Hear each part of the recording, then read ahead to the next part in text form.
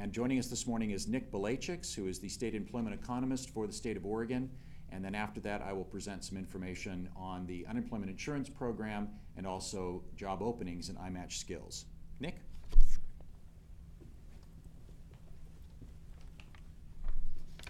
Thank you, Tom. Good morning, everybody. Thank you for joining us. The speed of job growth in Oregon accelerated in February as the economy added 9,800 jobs, the largest monthly increase seen since 1996, and the unemployment rate continued its downward trend to 10.2%. February's unemployment rate of 10.2% was essentially unchanged from January's rate of 10.4%. The number of people unemployed is starting to fall, and growth in our state's labor force has been mostly among those reporting they have jobs. Despite the job growth, nearly 217,000 Oregonians remain unemployed. The unemployment rate has been 10% or higher for 25 months in a row, going back to February 2009. The record using comparable figures for Oregon back to 1976 stands at 28 months of double-digit unemployment rates seen between 1981 and 1983. The national unemployment rate in February was 8.9%, essentially the same as January's rate of 9%. Like Oregon, the nation's labor force has grown, and the number of people employed grew while the number of unemployed fell. I'd like to pause here to remind everybody about who is counted as unemployed when we calculate the unemployment rate.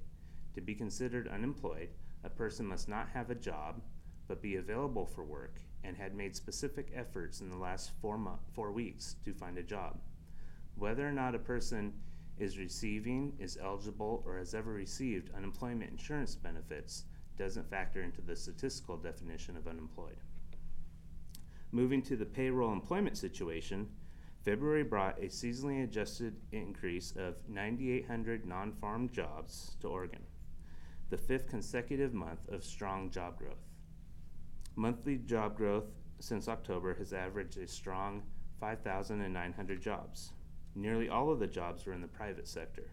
The private sector added 32,900 jobs since its recessionary low point of December 2009. Private sector industries that added the most jobs were manufacturing, which added 2,400 jobs, professional and business services, which added 2,100 jobs, and construction, which added 2,000 jobs. The strong growth is especially welcome news in manufacturing and construction, two of the hardest hit sectors during the recession.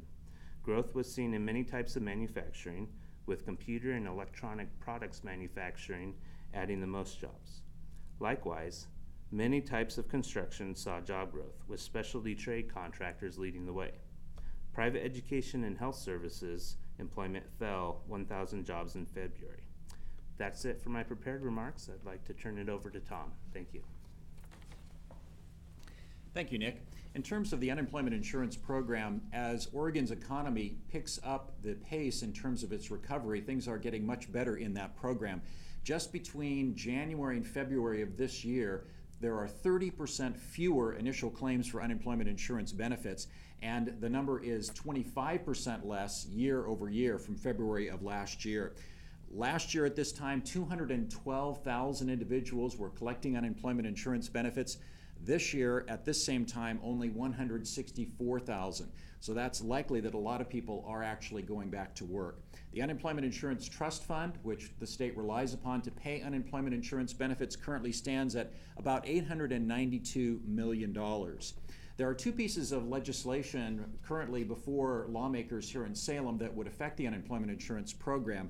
The first is Senate Bill 637, which basically allows the state of Oregon to continue to qualify for a program called High Extended Benefits. This would allow Oregonians who would otherwise not be eligible for that program to receive up to 20 additional weeks in unemployment insurance benefits for a total possible of 99 weeks. A second piece of legislation is Senate Bill 638. This would actually increase the number of available weeks of benefits for Oregonians by 6 weeks, paid for out of that state unemployment trust fund. Both of these pieces of legislation are currently being considered by lawmakers here in Salem. Turning to the job openings picture through iMatch Skills, the news continues to be good as employers are putting more openings in iMatch Skills, which has the state's largest pool of job applicants. Currently, there are over 11,000 job openings in iMatch Skills, and that reflects an increase of almost 2,000 job openings since the first of the year. In terms of the top jobs by industry, they continue to be office and administrative support, sales, health practitioners, and technical management and computer and mathematical jobs. And the top occupations with openings in iMatch Skills are retail sales, registered nurses, customer service representatives, nurse practitioners, supervisors in the retail environment, and computer software and engineers. That concludes our remarks for today. We will be available by email or phone if you have further questions. Thank you.